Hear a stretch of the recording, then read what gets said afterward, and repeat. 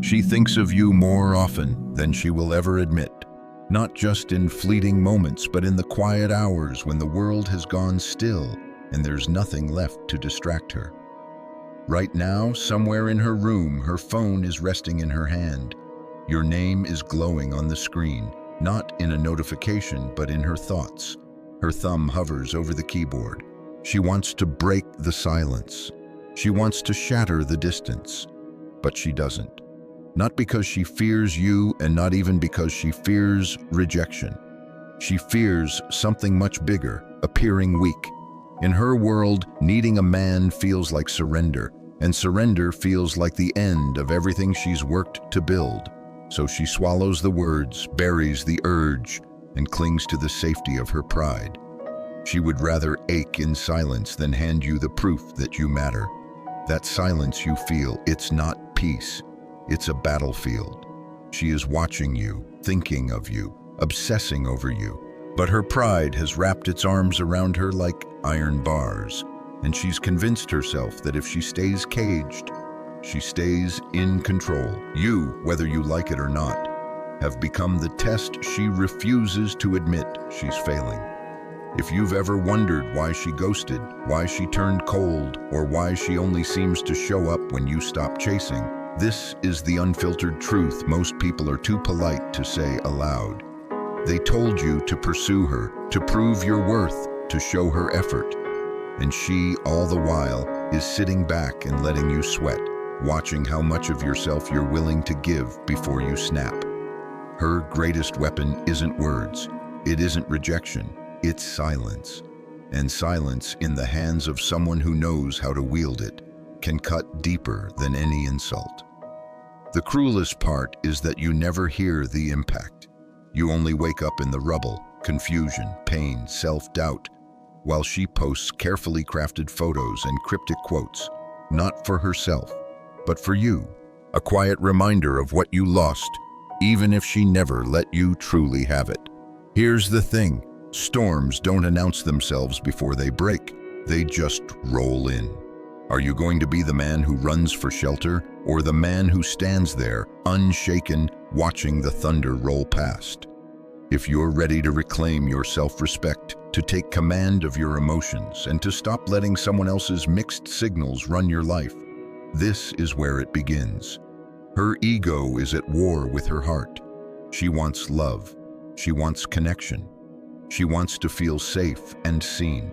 But she's been conditioned to believe that love means losing, that vulnerability is weakness, and that if she lets herself lean on someone, she's inviting abandonment. Somewhere in her past, her parents' cold silences, her own heartbreaks, she learned to equate feeling with danger. So when she feels that pull toward you, the kind of pull that could change her life, she retreats. Not because you've failed her, not because you aren't enough, but because her ego whispers in the dark. If he knows how much you care, he'll use it against you. And here is where most men crumble. They try to reassure her, to chase her, to prove they're safe. But in doing so, they confirm her belief that she's the one in control. The only way to navigate a woman caught in the grip of her own pride is to become untouchable, not in the sense of being cold or cruel, but grounded and centered. She needs a man who does not need her, a man who can feel deeply yet react to nothing. You have to master your own mind so that her emotional storms don't pull you under. You must be the rock in her hurricane, not the debris it carries away. A woman's pride is like glass, transparent enough to see through if you know how to look, but sharp enough to cut you to pieces if you press too hard. Every unanswered message, every delayed reply, every subtle shift in her tone, it's not random. It's choreography, a calculated dance meant to keep you wondering, because as long as you're wondering, you're not in control. She might like you, maybe even love you, but she will test you. Not because she wants to lose you, but because she wants to confirm something about herself. Am I still in power? This is not a conscious cruelty, it's the armor she's learned to wear. Somewhere along the way, she decided that to survive in love, she had to stay just out of reach. So she pulls away, watches if you follow, and measures your worth in persistence instead of presence. The tragedy, she doesn't realize that the very man who would love her best will never win in that game, because a man rooted in himself does not chase shadows.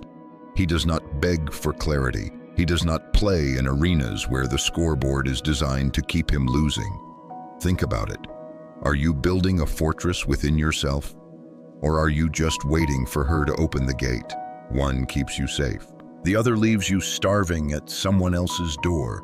In the eyes of Stoicism, this is where you draw the line. You do not control her behavior.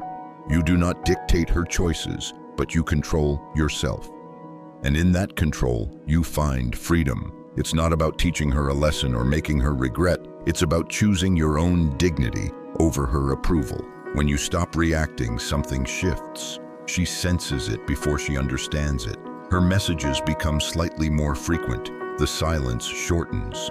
She starts to notice that your world doesn't orbit around her anymore, and it unsettles her. She may even become bolder, trying to reclaim the ground she feels slipping away. This is where most men break, thinking she's coming back. But a Stoic man doesn't see it as victory or defeat. It's simply the natural response to his unshakable stance. Her interest is not your goal. Your own steadiness is. Because a woman who respects you will not test you to destruction. And a woman who fears losing her grip will either rise to meet your standard or drift away into the noise of your past. Both outcomes are in your favor if you are strong enough to let them happen. Ask yourself now, if she walked away tomorrow and never returned, would your world fall apart? Or would you keep walking forward without missing a step? The answer to that question is the measure of your strength. She will feel your absence before she admits it to herself. At first, it's just a flicker, a habit she didn't notice she had. She reaches for her phone during lunch, expecting to see your name. She scrolls through her photos and lingers too long on the ones where you're smiling at her like she's the only person in the room. She tells herself it's nothing, just memories. Just old data stored in the corners of her mind. But the truth is simpler and harder. She misses the way you made her feel. Yet here's the cruel twist. Her pride will fight her heart every step of the way. She'll compose a message, read it twice, then delete it. She'll think of calling you, but imagine the sound of your voice being colder than she remembers. So she doesn't. She'll tell her friends she's over it, maybe even flirt with someone new, just to prove she's fine. But it's all theater, and the audience is her own ego. This is where you must understand the deepest truth of all. Her struggle is not your responsibility. Her growth is not your mission. If she can't put her pride down long enough to step toward you, she's not ready for the kind of connection you're capable of giving. And if you try to pull her forward, you'll only drag both of you backward. Picture this. You're holding a rope, and she's on the other end, standing still.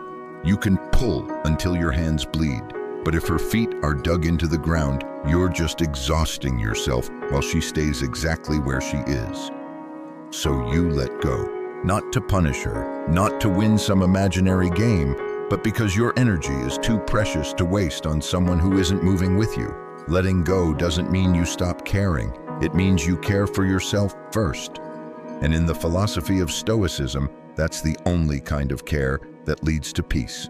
When you let go, you don't just free yourself, you give her the chance to face herself without the distraction of your pursuit. She may choose to confront her pride, to take the risk of reaching out, or she may choose the safety of silence. Either way, your path remains the same, forward. If she returns, it will not be because you begged or bent yourself into someone you're not. It will be because she recognized that you never stopped being the man you were when she first admired you. And if she doesn't return, you'll still have that man. And here's the real question.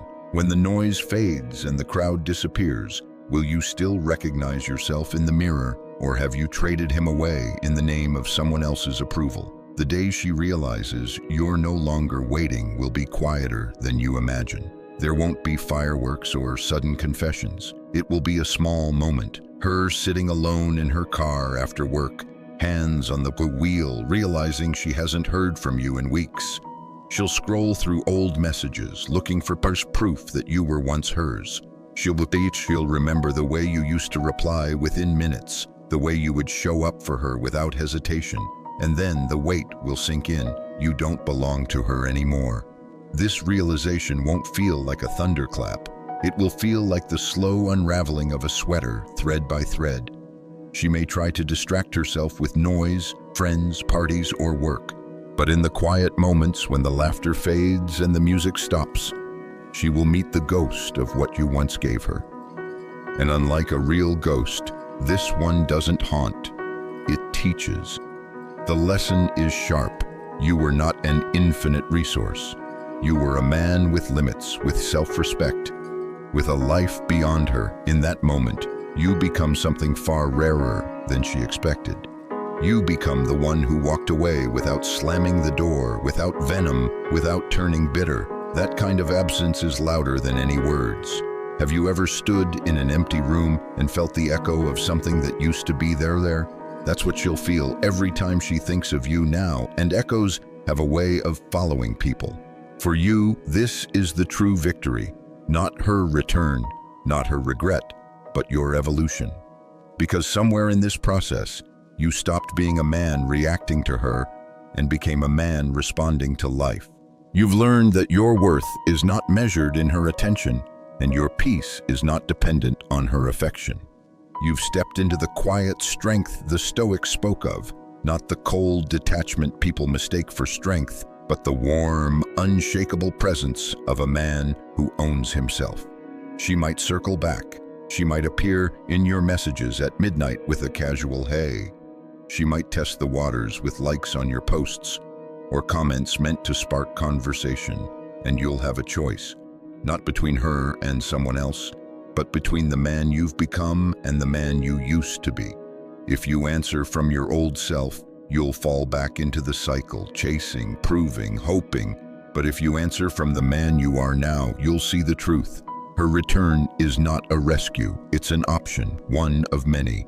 And your life no longer hangs in the balance of her decision. Ask yourself, would you let someone back into your home just because they knocked? Or would you look through the window first to see if they've changed? The hardest part isn't letting her go. The hardest part is walking past the places that still smell like her perfume, hearing the songs you once played together, seeing the colors of a sunset, and remembering the night you stood beside her as the world turned gold.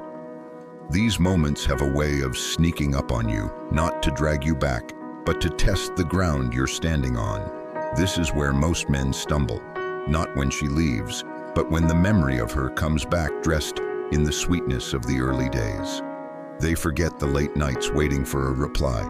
They forget the empty spaces in her words. They forget the weight of always feeling like they were one step behind. Nostalgia edits the past like a biased storyteller, showing you only the beauty and none of the cost. And if you're not vigilant, you'll walk straight back into a story you already know the ending to. The Stoics teach that memory is not the enemy, but attachment is. You can remember her laugh without needing to hear it again. You can cherish the warmth without setting yourself on fire to feel it once more. In this, you practice one of the highest forms of self-mastery, not the control of others, but the control of the self. Imagine standing on a shoreline, watching a boat you once sailed drift toward the horizon. You don't chase it into the water, you let it go, because you know the tide has other places to take you. As you keep walking, something changes in the way you see the world. You start noticing the weight of your own steps, the quiet satisfaction of building days that don't revolve around someone else's mood.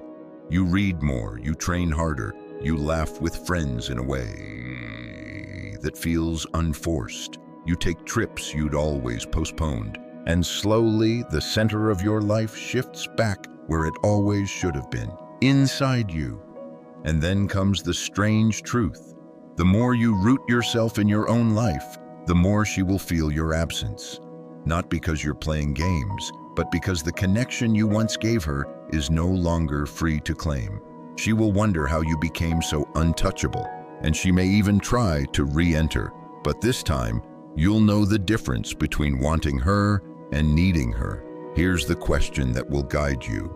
If she came back exactly as she left, would you still open the door?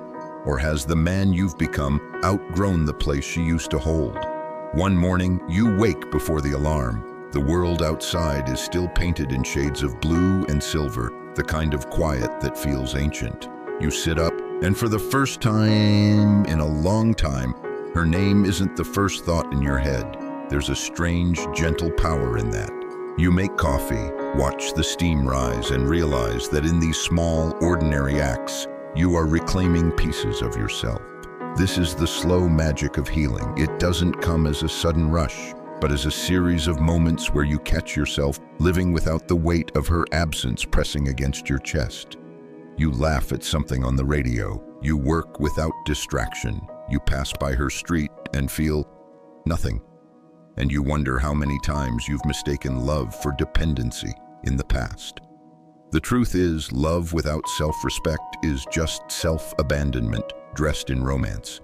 You thought losing her would be the end, but it's only the beginning, because now your days are no longer built on the shifting sands of her mood.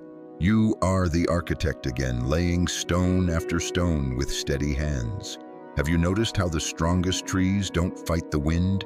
They bend, they sway, but their roots never move. That's you now, no longer the man chasing storms, but the one standing firm as they pass. There will still be tests. You might see her post a picture with someone new. You might hear from mutual friends that she's doing better than ever. You might even bump into her in a cafe where she looks at you with that half smile you used to know so well. And in those moments, your ego will whisper, "See, you still matter to her." But the Stoic in you will answer, "I matter to myself first," because here's what you've learned. Your peace is worth more than any momentary rush of validation. The man you're becoming doesn't gamble his stability for a handful of old sparks. He doesn't go back to the fire just to prove he can stand the heat. She may try to talk, to explain, to rewrite the ending. She may tell you she's changed, that she's ready now, and maybe she has. But now the decision isn't about proving your worth to her, it's about measuring her place in the life you've built without her. And sometimes the bravest thing you can do is a smile, wish her well, and keep walking. So I'll ask you again, are you living for the return of what you lost, or for the arrival of what's next? The answer decides whether you're free or still in chains. Time has a way of rewarding those who don't rush it. Weeks turn into months, and your life begins to feel like a garden you've been quietly tending. Small shoots of joy breaking through the soil, new habits blossoming where old wounds used to live. You start sleeping better, your shoulders aren't so heavy. You catch yourself humming while doing the dishes, and realize the melody isn't for anyone else, it's for you. One day, without warning, you cross paths again. Maybe it's at the grocery store, maybe it's at a friend's gathering. She looks the same, but different, like a photograph slightly faded around the edges. There's a flicker in her eyes when she sees you, a pause in her breath. She expected the man she left behind. She finds someone she doesn't quite recognize. Your conversation is polite, warm even, but beneath it, there's a quiet shift. This time, you're not leaning in, you're not reading between the lines, you're not searching for signs, you're simply there, present, like a mountain that doesn't bow to the wind. She senses it, and in that moment, without you saying a word, she understands. She no longer has the power to unmake you. It's not indifference, it's something stronger. You still wish her well. You still value what you shared, but you no longer carry the invisible contract that said you had to hold her happiness in your hands. That weight is gone, and you are lighter for it. Have you ever let go of something heavy only to realize you'd been carrying it so long, you forgot what it felt like to stand tall? She might feel a pang of regret, or maybe even admiration. She might wonder what would have happened if she'd met this version of you first. But that's not your story to write. Your story is here in the man you've built, the peace you've earned, the life you're living without permission from anyone else. And here's the paradox.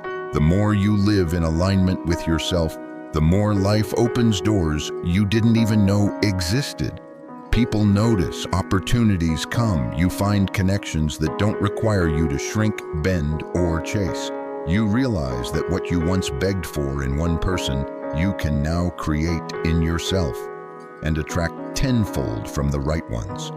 The final lesson? Freedom isn't the absence of love, it's the presence of self. You walk away from that meeting, not triumphant, not bitter, but whole. The road ahead is long, and for the first time, that excites you. You don't need to know who will walk beside you. You only need to know that you will keep walking, head high, eyes forward. And in that steady stride, you carry the quiet, unshakable truth that the Stoics lived by. Nothing outside of you can touch the fortress you've built within. And if you've listened this far, it's not by accident. Something inside you knows you were meant for more than chasing echoes in the dark. Maybe you've been here before, staring at a silent screen, waiting for a message that never comes.